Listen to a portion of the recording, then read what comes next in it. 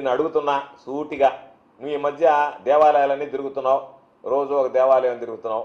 అదే దేవుడి మీద నీకు నమ్మకం ఉంటే, నువ్వు నిజంగా భక్తుడివే అయితే, ఇదిగో ఈ నెల రోజుల లోపల నేను ₹1 అవినీతి సొమ్ము సంపాదించలేదు, తాకలేదు అని చెప్పి నువ్వు ప్రమాణం చేస్తావా?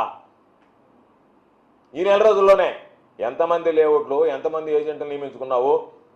జెన్కోలో ఉండే యాష్ పాండ్ దగ్గర నుంచి, జెన్కోలో ఉండేటువంటి యాష్ పాండ్కి సంబంధించినటువంటి దగ్గర నుంచి నియమ నిబంధనలకు విరుద్ధంగా ఈరోజు వాటి అన్నిటినీ దోచుకుంటా, ఎందుకంటే ఈరోజు నువ్వు నీ కొడుకు దోచుకుని వెళ్ళిపోవచ్చు, రేపు ఉండేటువంటి వాళ్ళు పదవి విరమణ కూడా చేయొచ్చు.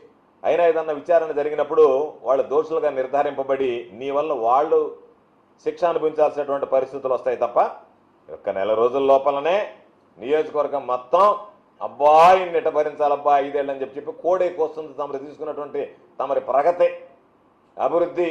ఎందుకంటే నువ్వు అభివృద్ధికి సంబంధించినటువంటి ప్రణాళిక ఏమీ లేదు, కానీ అవినీతికి సంబంధించి మాత్రం చక్కటి రోడ్డు మ్యాప్ ఒకటి తయారు చేసుకుని దాంట్లో బిజీగా కనపడుతున్నట్టుగా ఉన్నావు. కాబట్టి కుటుంబ సభ్యులందరూ ఓట్ల కోసం తిరిగారు, ఇప్పుడు కాసుల కోసం తిరుగుతున్నారు, ఏమి ఇబ్బంది ఏమి లేదు. కానీ నీ పనులు కానీ లేఅవుట్ల దగ్గరికి పోతుండవు, జనకోల యాష్మాండ మలుకొని ఉండవు, గ్రావెల్ బేరాలు సాగిస్తుండవు.